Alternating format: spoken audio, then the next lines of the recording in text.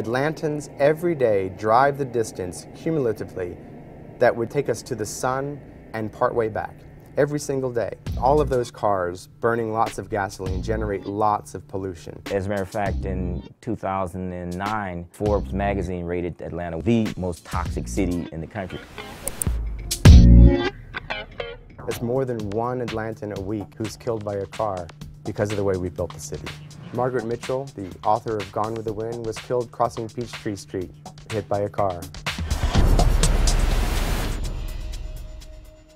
Several things happened kind of all at once that introduced me to new urbanism, and somebody mentioned this book by Andres Duany or something, you know, they mispronounced his name. So I bought Suburban Nation, read it in a night, and I just got hooked.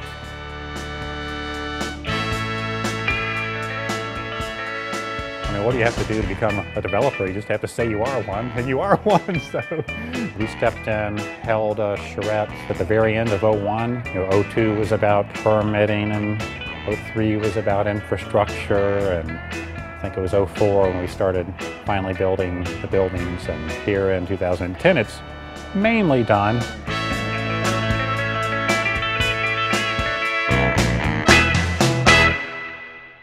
If I had lived more of a suburban lifestyle, if I would pass one of my neighbors, the way I would say hi to him is by honking my car. You know, think about the difference of honking your car at somebody versus waving and saying hi, have a conversation with them, and so on and so forth. To me, the key concept is walkability. And what makes for walkability? Well, one thing is there has to be somewhere to go. So that means compact, and your destinations aren't too far away. It means there's a mix of different elements, a park, recreational facilities, and it's an empirical fact that for a place to be walkable, it has to be interesting and beautiful, and clearly it has to be safe. Safe from crime, and even more importantly, safe from the damn cars.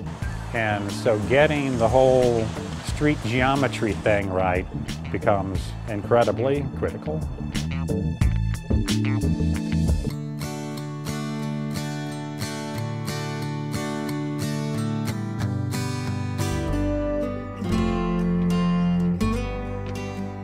Basically, all of this is, these are all temporary buildings. They're for incubator retail. People get a chance to start their shops in very inexpensive places. If they do well, they get decanted to the 4-story mixed-use buildings where the rent is serious. And if they fail, they fail. But there's no air conditioning. You know, there's no installation. There are no footings, no inspections. Why? It's temporary. Leave us alone. So it's the way to start things. And if you look at the early photographs of any place, from New York to Berkeley, this is pretty much how the merchants began. Very simple, temporary buildings that later on became Nordstrom's and Macy's and, you know, the big merchants.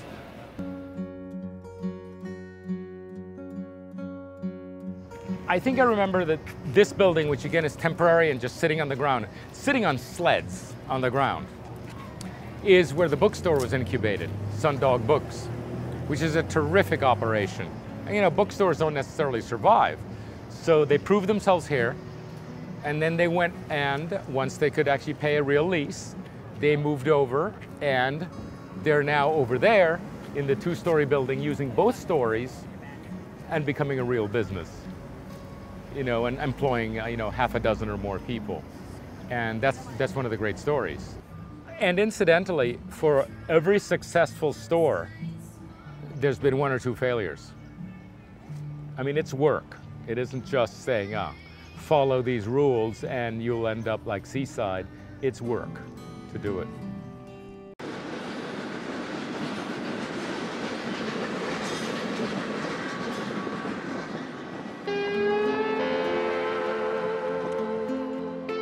Fresno was founded in, I believe it was 1885. At the end of World War II, there was only about 75,000 people.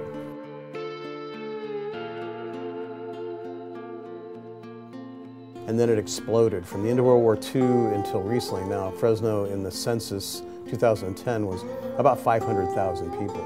In the 50s and 60s, it began to suburbanize, an extraordinary pace of sprawl, probably the most extreme sprawl of suburban subdivisions in California. And over the past couple of years, I've seen all of these different people come together to take on this really kind of challenging project that is the general plan and how we're going to grow as a city. We are hoping that smart growth and focusing on infill and focusing on the undeveloped land that exists all over the city will bring smaller options that we hope are more affordable and more accessible to the families that we work with and allow them to stay in the neighborhoods that they know and love. Different ages, different backgrounds, different economic levels, different political affiliations, different ethnic groups come together and say, you know what, this is what I want.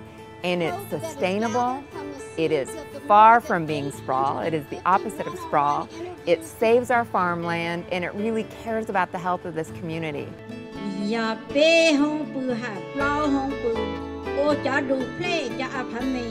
As you know, we have some of the worst air in the nation.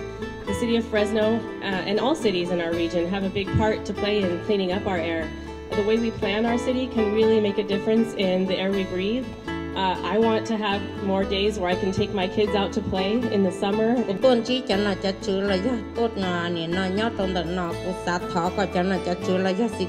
Pienso que sería conveniente tener más parques que sean multifuncionales para todos los niños. They're all emerging as having a vision of Fresno that really is pretty together. And they've influenced this planning process a lot. The Fresno City Council is about to decide which way the city should grow. We are asking the City Council and the leadership of Fresno to have the courage to do things differently because the way they've been doing them isn't working. Entonces estoy aquí para solicitarle a las autoridades correspondientes que por favor nos den una comunidad saludable. What I would call the Fresno miracle is that in all my years in service, I have never seen this kind of confluence of deep community participation and very clear connection to the political structure. It is not perfection, but it's the best, absolutely the best I've seen nationally in the entire country yet.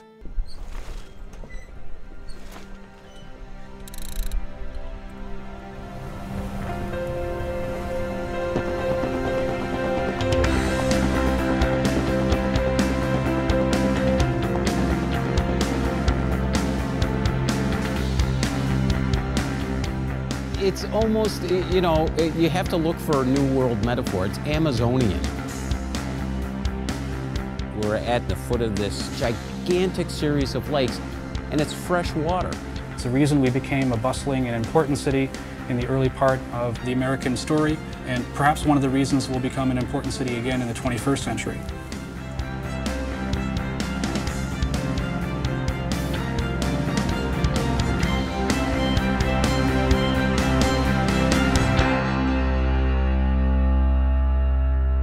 In Buffalo, we have an opportunity to rebuild the neighborhoods that we still have. They're a proven alternative to sprawl. We're turning the page with a new zoning code to begin the process of rebuilding our walkable urban neighborhoods. There is tremendous incremental progress, and hopefully that will create a better argument to make some of the big moves, like highway removal, like restoring our streetcar system, fully restoring our Olmsted parks and parkways. We're the first city in the state to pass a complete streets policy, and our flat topography, our well-connected streets, is really going to go a long way to making this one of the best bicycling cities in the country. Elmwood Village was a wreck in the 1970s, and only 30 years later, it was rated as one of the top 10 best neighborhoods in the country by the American Planning Association. We've got walkable streets, bikeable streets, compact neighborhoods, short blocks. I mean, these are all the ingredients for making a successful place happen in the 21st century. For us, it's merely a matter of restoring them. I think we're beyond this idea of people wanting to leave and find something better in a different city.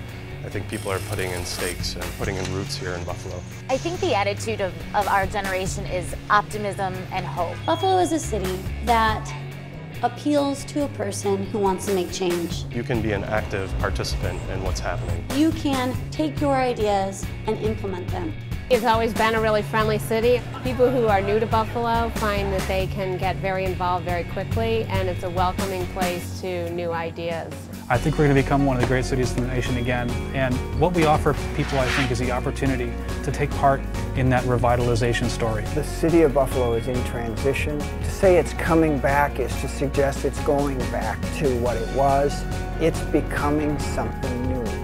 So come see it emerging. Help feed our enthusiasm and give us courage.